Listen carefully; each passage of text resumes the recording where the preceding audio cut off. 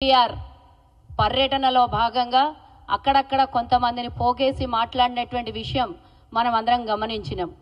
రోజు ఏదో ఒక సెన్సేషన్ వార్తలో నిలబడాలి, తనకున్నటువంటి కొన్ని సోషల్ మీడియాలలో వైరల్ చేసి తెలంగాణ ప్రజల్ని మభ్యపెట్టాలనే ప్రయత్నం చేస్తున్న కేటీఆర్కి ఒక్క విషయం గుర్తుంచుకోవాలని ఈ సందర్భంగా ఈ వేదిక ద్వారా గుర్తు చేస్తున్నా. గతంలో మీరు 10 ఏళ్ల అధికారంలో ఉంటారు, ఏ రైతు కన్నా సుఖంగా ఉండనిచ్చిండ్రా? రైతులకి బేడీలేసినటువంటి సంఘటన మీ చరిత్ర. నేరళ్ల ఘటన గుర్తు చేసుకుందాం ఒకసారి ఈ సందర్భంగాన్ని నేను తెలియజేస్తున్నా. మరి మీరు 10 ఏళ్లలో 8,000 నుంచి 10,000 రూపాయలు రైతు బంధు పెంచితే మేము వచ్చిన 10 నెలల్లోనే రైతుకి ఈరోజు 12,000 చేసిన చరిత్ర మాది.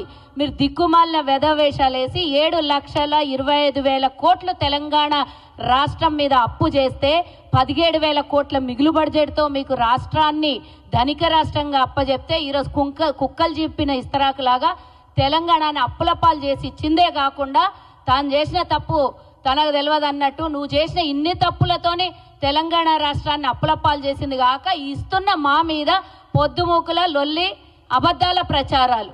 మీకున్నదేంది? అబద్ధాలు తప్పించి ఇంతవరకు మీ నోట్ల నుంచి నీ అయ్యే నోట్ల నుంచి ఎప్పుడన్నా నిజాలు వచ్చినాయా?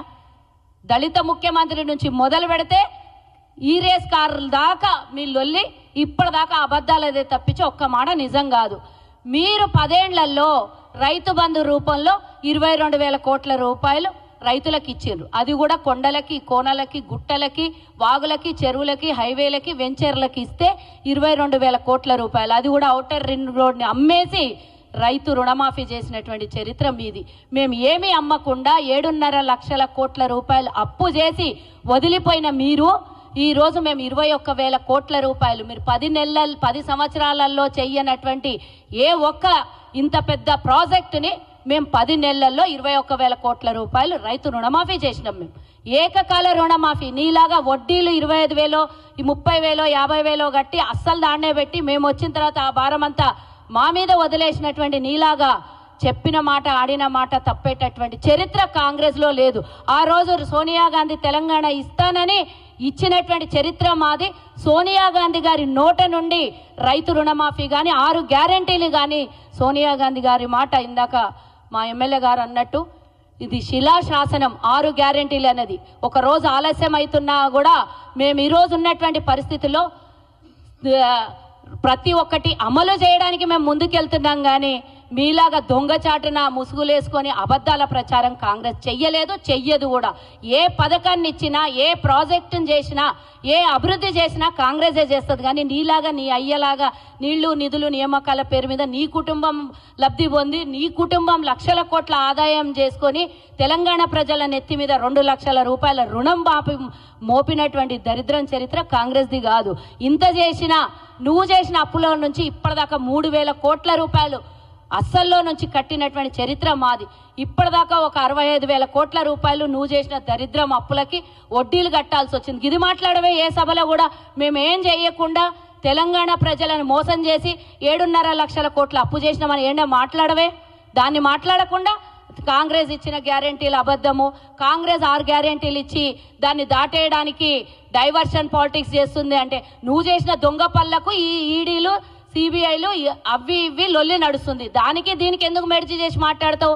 నువ్వు డైవర్షన్ చేసుకుంటా నువ్వు ఈరోజు రేపో మాపో అరెస్ట్ అవుతావనే భయంతో ఆడాడబోయి సభలు పెట్టి దాన్ని పబ్లిక్ డైవర్షన్ కార్యక్రమం నువ్వు తీసుకొని చోరాకే కోత్వాల్కో అంట కాంగ్రెస్ పార్టీని తిట్టడం నేర్చుకున్నావు. నువ్వు నీ పార్టీలో ఉన్నటువంటి కొంతమంది, నీ చెల్లెలేమో బీసీ లొల్లి తీస్తుంది, నువ్వేమో 6 గ్యారెంటీల లొల్లి తీస్తావు. అసలు నువ్వు చేసినటువంటి అప్పు నువ్వు నీ అయ్యా దోసుకున్నది అందరిది కాలర్ బట్టి వసూలు చేస్తే తెలంగాణ ప్రజలు అసలు దిక్కు దోచకుండా తెలంగాణ నుంచి కాదు, భారతదేశంలో కాదు, ప్రపంచంలో బతకడానికి కూడా ఆరాటం లేనటువంటి నువ్వు కూడా వేదికల మీద మాట్లాడితే సిగ్గుపోతుంది.